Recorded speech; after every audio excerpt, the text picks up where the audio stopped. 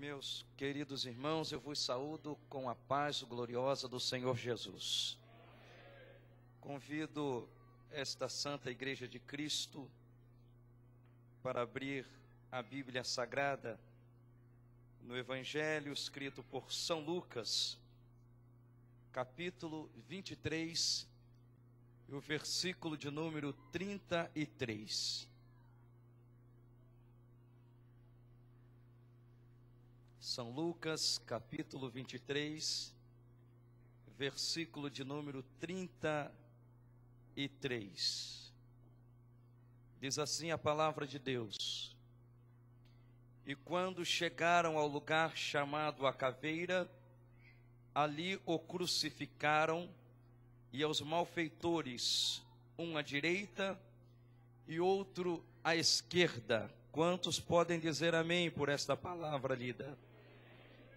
Agora, queridos, eu vos convido para abrirem suas Bíblias na primeira carta de Paulo aos Coríntios, capítulo 1.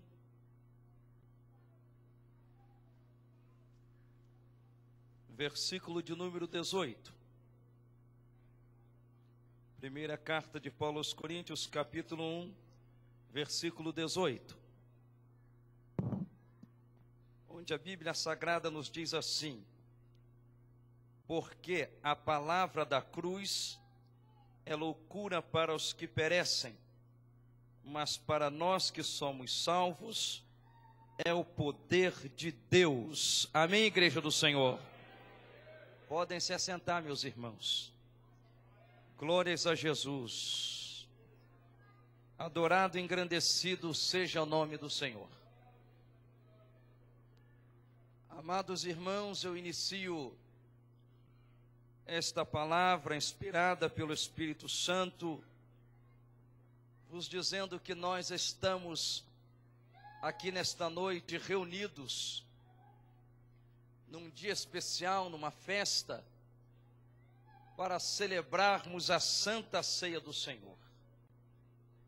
A Santa Ceia do Senhor é um memorial, é uma lembrança da morte de Cristo.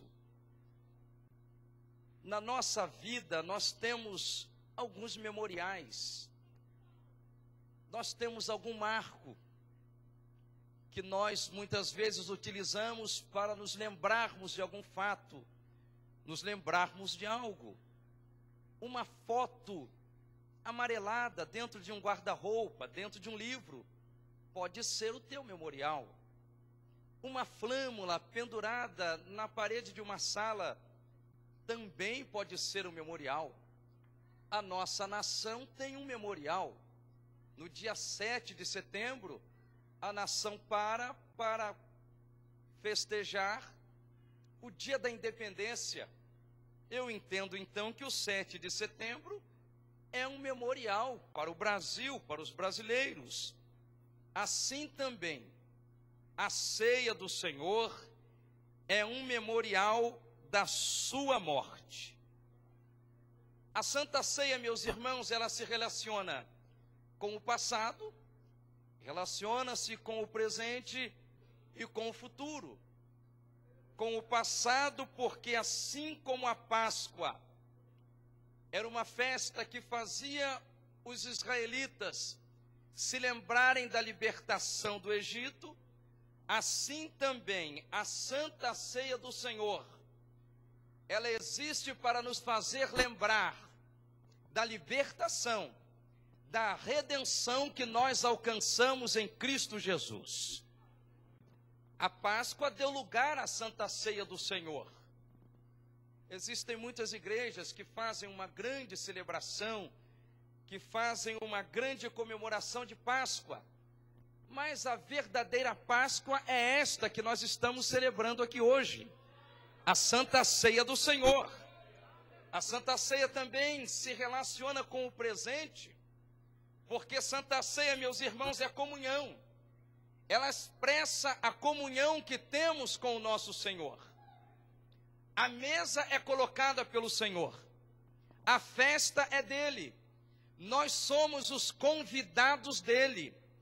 A Santa Ceia não é minha, a Santa Ceia não é do ministério, A Santa Ceia não é de ninguém a não ser do Senhor Jesus.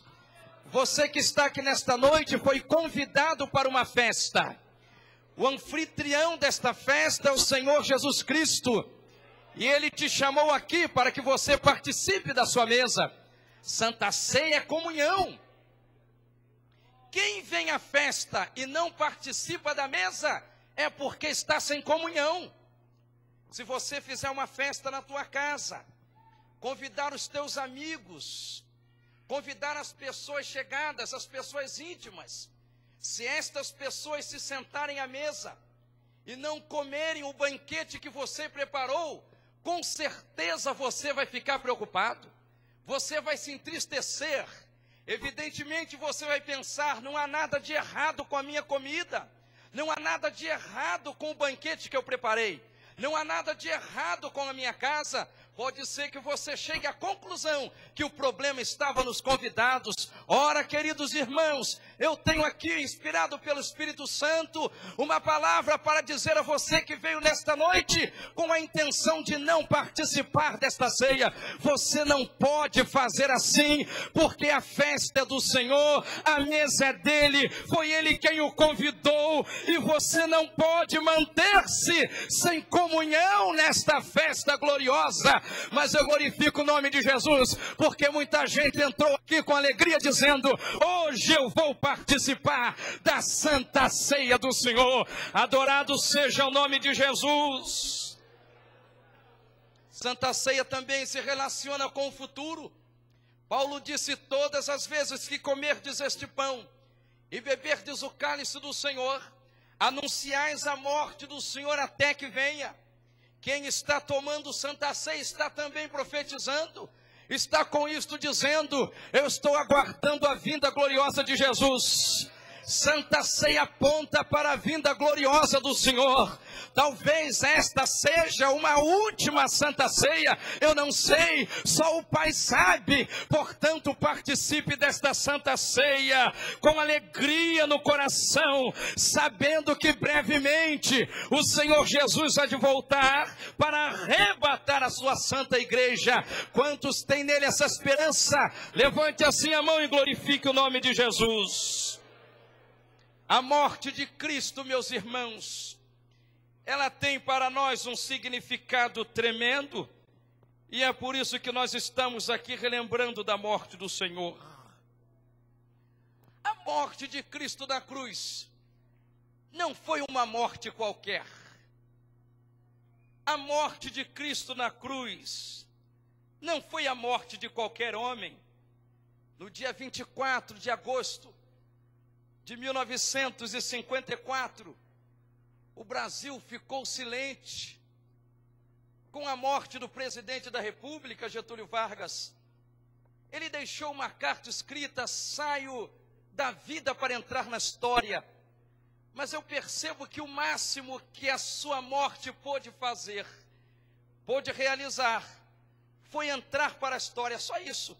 E deixar os brasileiros muito preocupados e numa situação muito difícil. Não pôde mais nada além disto. Mas a morte de Cristo Jesus foi uma morte completamente diferente. Primeiro, a morte de Jesus afetou até a natureza. Diz a Bíblia que houve uma escuridão, trevas sobre a face da terra. A morte de Jesus cumpriu as profecias bíblicas. Ele sabia que tinha vindo ao mundo para isto. Já estava nos livros sagrados, já estava profetizado pelos profetas. Encontramos já nos salmos acerca da sua morte. A morte de Jesus também serviu para um grande propósito, que foi de trazer salvação à humanidade. Querido irmão, você que está aqui nesta noite adorando e glorificando o nome de Jesus, eu quero que você pare um momento para pensar na vida de outrora, na vida que você tinha lá fora antes de conhecer a Cristo.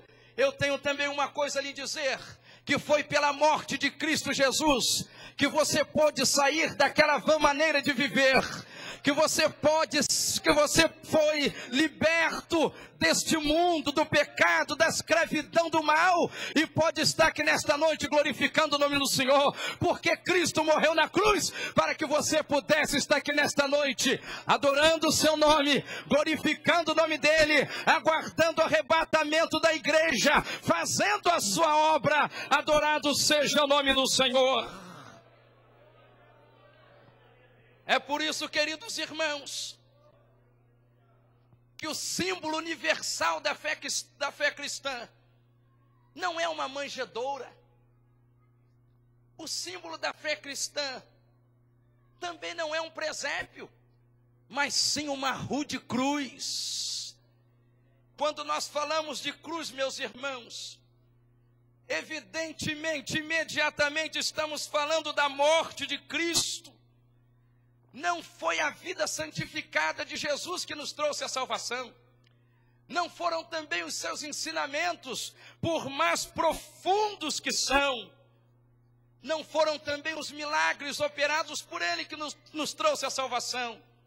Mas o que trouxe a salvação à humanidade foi a sua morte. Glorificado seja o nome do Senhor. Nós estamos aqui nesta noite nos lembrando da sua morte, do seu sangue que foi derramado na cruz do Calvário, para a salvação desta igreja, para a salvação de milhares de pessoas neste mundo. Glorificado seja o nome do Senhor. A cruz de Cristo, meus irmãos, ela tem alguns significados importantes que quero vos citar aqui nesta noite. Primeiro, a cruz de Cristo, o simbolismo que tem da morte de Cristo na sua cruz, ela nos faz refletir sobre o encontro que nós tivemos com Deus. Cruz de Cristo é um ponto onde o homem se encontra com Deus. Repitam comigo, a cruz é um ponto de encontro com Deus. Nenhum homem por si só, meus queridos, pode se achegar a Deus. A palavra de Deus nos diz no Evangelho de São João, capítulo 1, versículo 18, que Deus nunca foi visto por alguém. O Filho que está no seio do Pai, este que o fez conhecido. Nenhum homem, por mais intelectual que seja, pode ter contato com Deus através da sua intelectualidade. Não existe no mundo uma nave espacial que seja tão veloz, que possa tirar um homem daqui e levá-lo à presença de Deus. Isso é impossível. No Salmo de número 8, versículo 4, o salmista está dizendo assim: quem é o homem? Quem é o homem? Quem sou eu? Quem é você? Quem é o homem para que Deus se lembre dele? Mas eu glorifico o nome de Jesus, porque quando chega na cruz de Cristo, isto que eu disse que é impossível, torna-se possível. Quando nós chegamos na cruz de Cristo, então nós podemos ter contato com Deus através da morte de Cristo. Diz a palavra de Deus na segunda carta aos Coríntios, capítulo 7, que Deus estava em Cristo reconciliando o mundo consigo e nos deu a palavra da reconciliação. Glorificado seja o nome do Senhor. Glorifique a Deus nesta noite, igreja, porque nós podemos ter contato com Ele, porque nós podemos nos achegar a Ele através da morte gloriosa de Cristo Jesus na cruz do Calvário. Cruz também é o altar do perfeito sacrifício. Diz a palavra de Deus na carta aos Hebreus, no capítulo de número 10. O escritor está dizendo assim no primeiro versículo: porque tendo a lei a sombra dos bens futuros, e não a imagem exata das coisas, nunca pelos mesmos sacrifícios que continuamente se oferecem cada ano, pode aperfeiçoar os que a ele se chegam. Olha o que diz no versículo 3, nesses sacrifícios, porém, cada ano se faz comemoração dos pecados. Olha o que diz o versículo 11, e assim todo sacerdote aparece cada dia, ministrando e oferecendo, muitas vezes, os mesmos sacrifícios, que nunca nunca podem tirar os pecados, mas este, Jesus, havendo oferecido um único sacrifício pelos pecados, está sentado para sempre à destra de Deus Pai. Ora, meus queridos, o escritor desta carta, ele está dizendo que todos os dias os sacerdotes estavam lá oferecendo sacrifício pelos pecados. Todos os dias. Anualmente o sumo sacerdote estava lá oferecendo sacrifício pelo pecado da nação. Todos os dias, todos os anos. E diz a palavra de Deus que era impossível que esses sacrifícios aperfeiçoassem o povo. Era impossível, diz a palavra de Deus, que sangue de bodes e de touros tirassem o pecado. Sabe o que acontecia no Antigo Testamento? O pecado não era removido, ele era coberto. Ele era espiado. Espiar significa cobrir.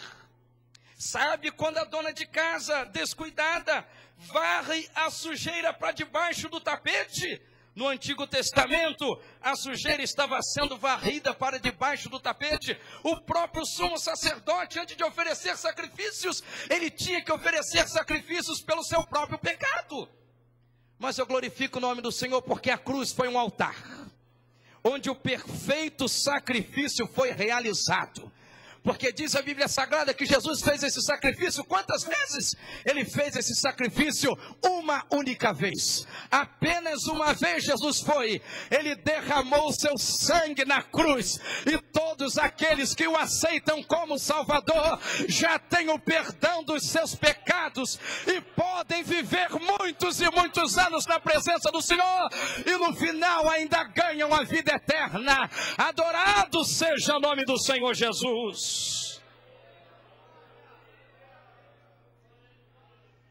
Diz a Bíblia Sagrada que era impossível, repitam comigo, era impossível. Sabe o que está escrito lá? Que nunca esses pecados seriam tirados. Repitam mais uma vez comigo, impossível. Mas Jesus quebrou o poder dessa palavra impossível. Era impossível. Jesus veio aqui, na sua morte na cruz, ele disse: é possível agora que o homem se achegue ao Pai através do meu sangue. Glorificado seja o nome do Senhor Jesus. É por isso que João Batista, quando viu Jesus, ele disse: eis o Cordeiro de Deus que tira o pecado do mundo. Glorificado seja o nome do Senhor. Era impossível, mas agora é possível. E eu provo que é possível. Diz a Bíblia Sagrada que se nós andarmos na luz, como Ele na luz está, nós temos comunhão uns com os outros. E o sangue de Jesus Cristo, seu Filho, o sangue de Jesus Cristo, seu Filho, nos purifica de todo pecado. Glorifique o nome do Senhor nesta noite, porque o sangue de Jesus, Ele remove, Ele tira o nosso pecado, Ele nos purifica de todo pecado. Glorificado seja o nome do Senhor. O que tira o pecado do homem não é a autopunição. O que tira o pecado do homem, você sabe bem que não é aquilo que você fazia quando estava lá no catolicismo romano. Não, você podia rezar 300 vezes, isso não ia tirar o pecado. O que tira o pecado do homem não é quando eu aplico uma autopunição, eu me sinto acusado, então eu vou me abster da Santa Ceia por 3 meses, 4 meses. Não, o pecado continua do mesmo jeito. O que tira o pecado não é uma pessoa passar um tempo sem tomar Santa Ceia. Isto não resolve de nada. O que tira o pecado é o sangue precioso de Jesus Cristo, mediante a confissão e um arrependimento sincero.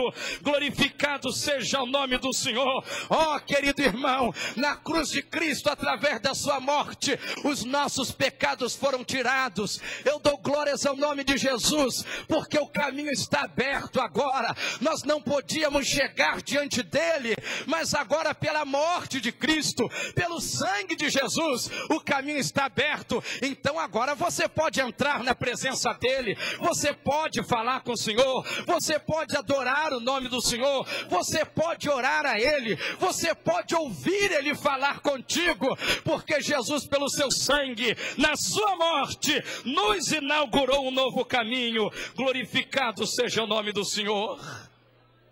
Cruz de Cristo é lugar de vitória. Repitam comigo: a cruz é lugar de vitória. Mais uma vez, a cruz é lugar de vitória. Olha só o que diz Paulo na carta aos Colossenses, capítulo 2, versículo 14. Inspirado por Deus, ele está dizendo assim: havendo riscado a cédula que era contra nós, nas suas ordenanças, a qual de alguma maneira nos era contrária, e a tirou do meio de nós, cravando-a na cruz, e despojando os principados e potestades, os expôs publicamente, e deles triunfou em si mesmo. Foi lá na cruz, foi na morte de Cristo, que a tua fatura foi paga, irmão. Havia uma promissória contra a minha vida, havia uma promissória pesada contra a tua vida, não dava para negociar, não tinha quem pudesse pagar este documento. Havia uma letra que pesava contra você, mas Jesus foi lá, ele cravou na cruz, quando ele derramou o seu sangue, foi lá na morte dele, que a dívida foi paga, que a dívida foi paga. Quando ele disse tetelestai, está consumado, a tua dívida foi paga, a tua dívida foi paga. Você não deve mais nada para Satanás, você não deve nada a este mundo, e você não deve nada a Deus, porque Jesus pagou a conta, Jesus pagou a tua dívida. Aremanassi andalabassi me canta labacheias. É por isso que nós estamos aqui nesta noite na ceia do Senhor. É por isso que estamos aqui nesta noite relembrando este dia, o dia em que a nossa dívida foi paga.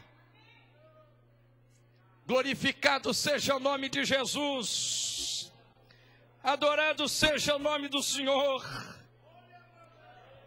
A morte de Cristo